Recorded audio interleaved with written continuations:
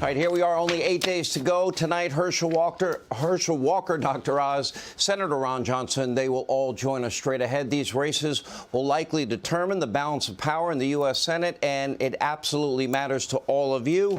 Plus, we will bring you the latest polls, analysis, as now Republicans continue to surge all across the country.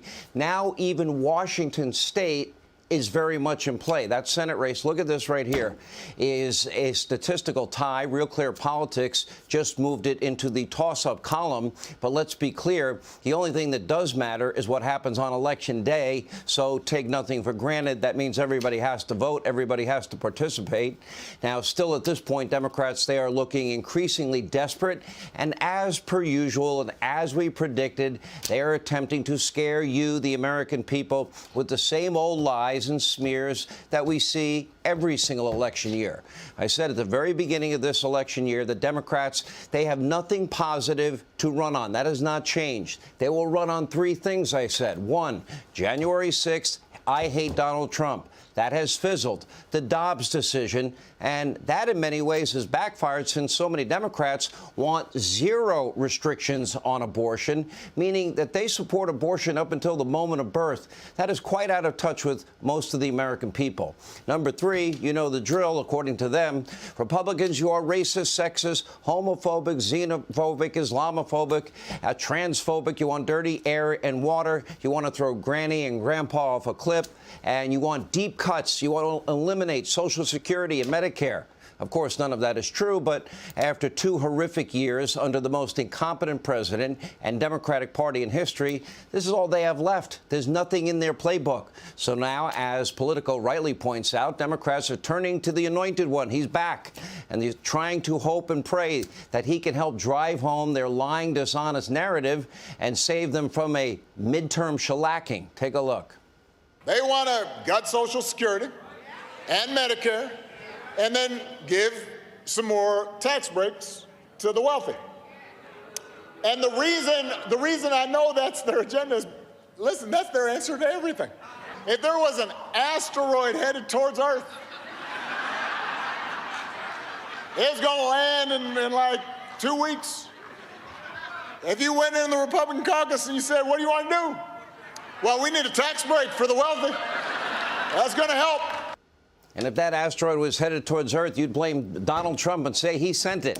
Anyway, Obama's lying. There's not a single Republican candidate planning to cut Medicare or Social Security, not one. Sadly, Democrats no longer seem to value truth and logic unless it helps them politically. Remember, according to the White House, inflation is only transitory. We have zero inflation at a point when it was a 41-year high. Gas prices are down. No, they're double what they were. The border is secure.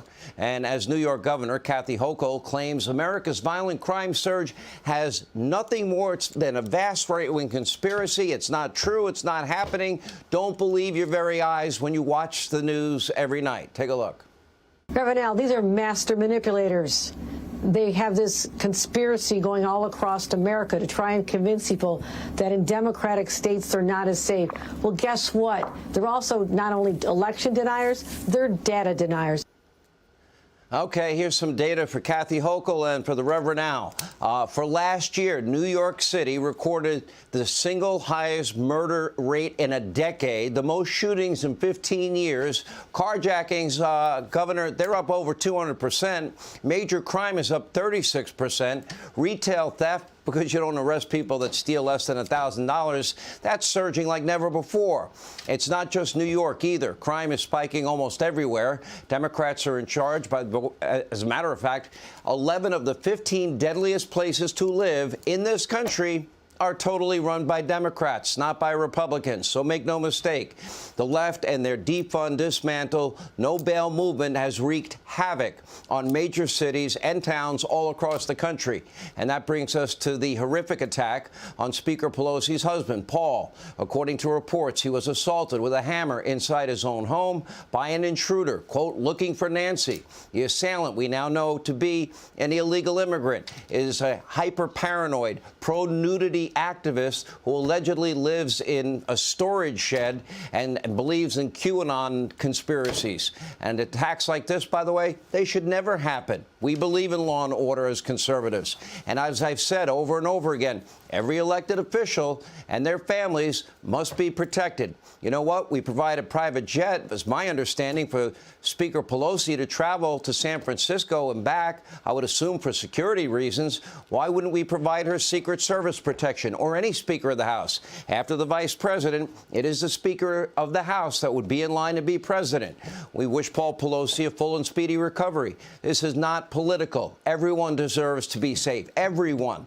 Unfortunately, many on the left, they want this to be political. They want voters to believe that the illegal immigrant nudist to attack Paul Pelosi is representative of conservatives in America. He's not.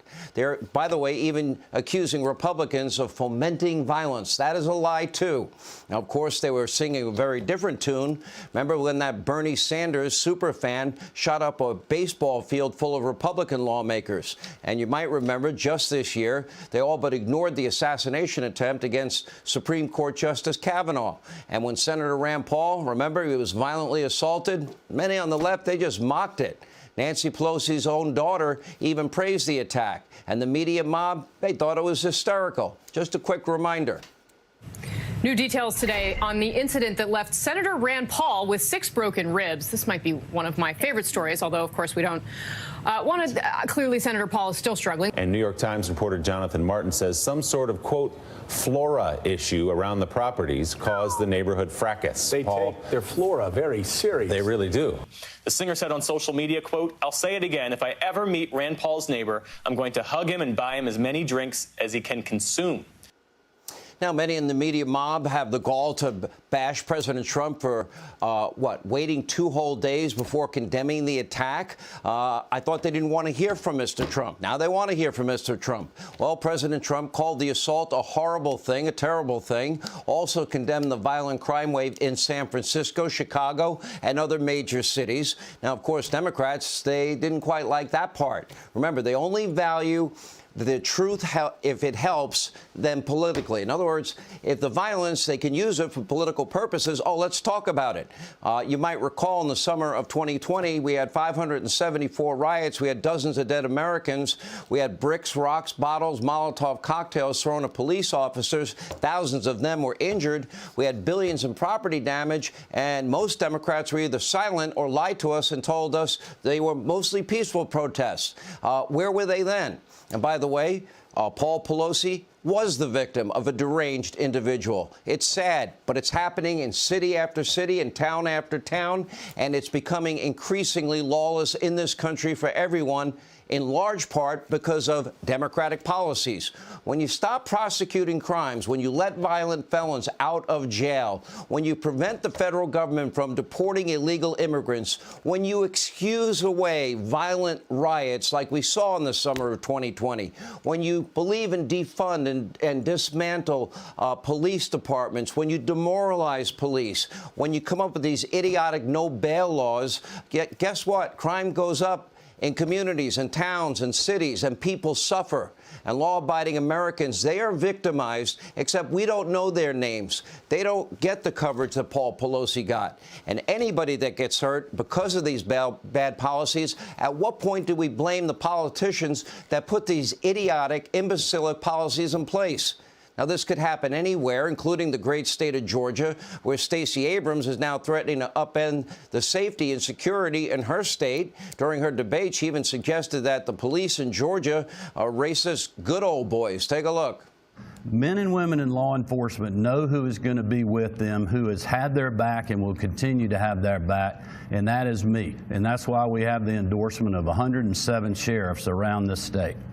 As I've pointed out before, I'm not a member of the Good Old Boys Club. So no, I don't have 107 sheriffs who want to be able to take black people off the streets, who want to be able to go without accountability.